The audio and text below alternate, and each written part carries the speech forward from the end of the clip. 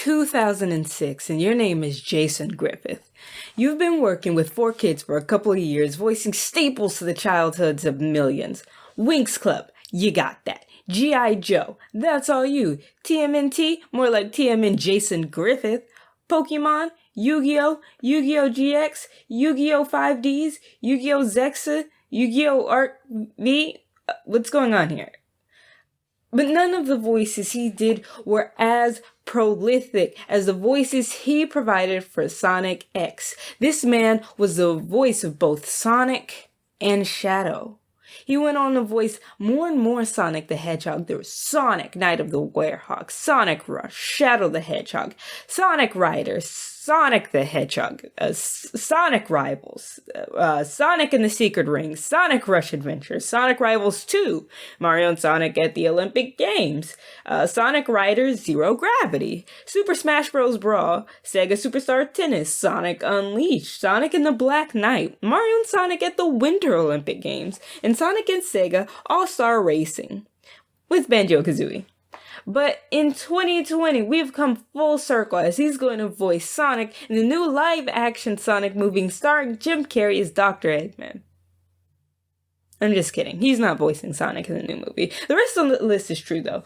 Looking at all the instances he voiced Sonic got a little chaotic. Oh boy, yes, today I will talking about something innately different from Sonic that Mr. Jason Griffith lit his vocal prowesses to, and that is chaotic. What is chaotic, I hear you ask?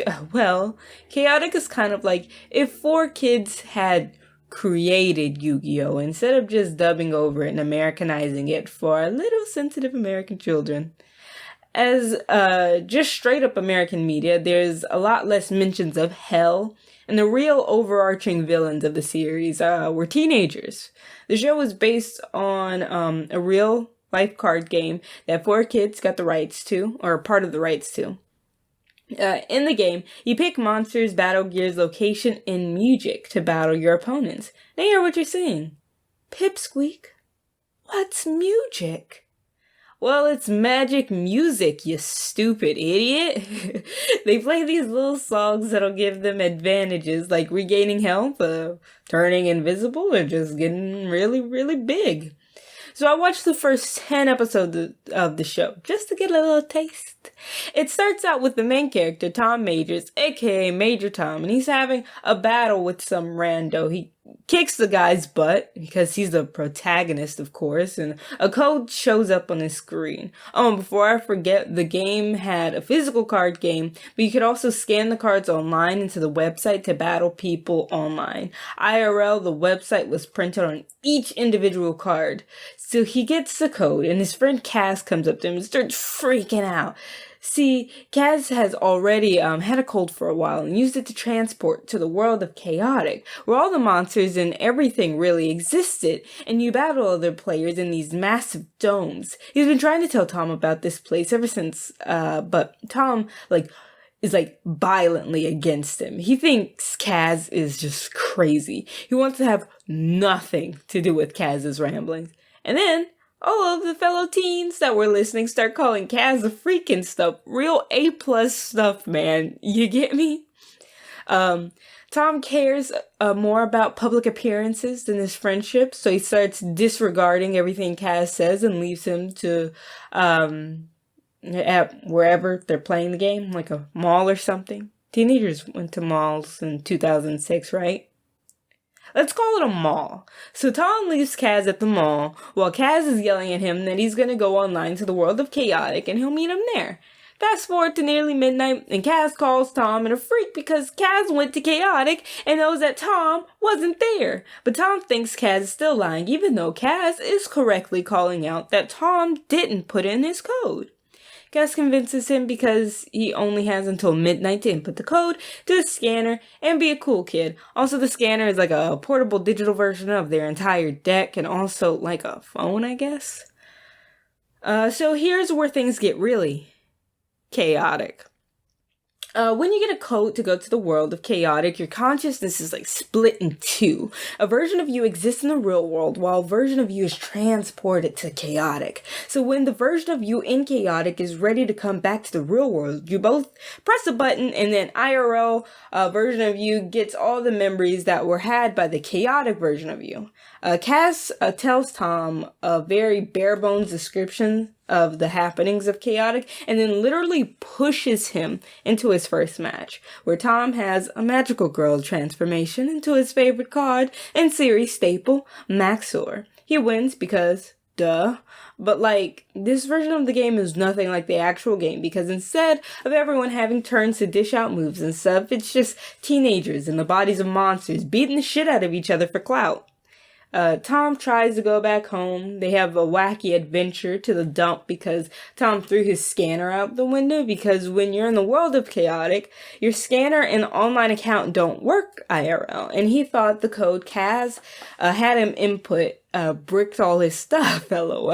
Also, yes, I do say LOL, and no, it is no longer out of irony. So IRL Tom couldn't push the button to merge himself and Chaotic Tom, get his memories and unlock his deck until after they got his scanner back. After Tom gains his memories, he then begins to treat Kaz with basic human decency and doesn't act like a complete asshole to him all the time. So we then meet Peyton, a master of the unpredictable, and Sarah, a girl who just really likes scanning things, I guess. I don't know.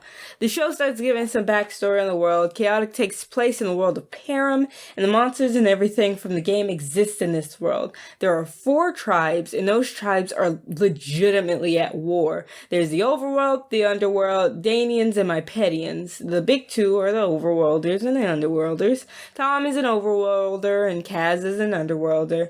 And kids, except those 2, hate other kids that use decks based from the other tribe. There's this backstory that the base of all power existed in one of the tribes, and that tribe tried to keep the other tribes from getting to it, but it always changes on if it was the overworld or the underworld who did it, depending on who you talk to. I think it's supposed to be some commentary that nothing is black or white or innately evil. Everything is based on perspective, except teenagers. They're bad. These creatures in this world are engaging in actual warfare. The kids playing this game are constantly interfering to get better gear and characters, and most of the monsters hate it and them. It's wild. So, true evil doesn't exist except for the teens, yo. As far as I know, the series keeps wild, and Kaz ends up finding the scanner of some kid named Reggie and emails him IRL. He goes to Tom's house and gives a super dramatic spiel about how a month ago his game self just never came back. And then, get this, he's like, also, something else pretty bad happened this month. He opens the car door, and he's in a wheelchair. It is all like the doctors say, he'll likely never walk again. But that's chill. I just really want to get back into Chaotic. I won't spoil anything for you. This show is crazy. You should check it out. All the episodes are on YouTube. It's actually pretty good. I'd give it a personal 8.3. It's better than a lot of shows from our youth I've gone back and tried to rewatch. This opinion is completely based on the first 10 episodes, though. There's like 3 seasons with like 40 episodes each in them. I'll see you guys next time. Bye.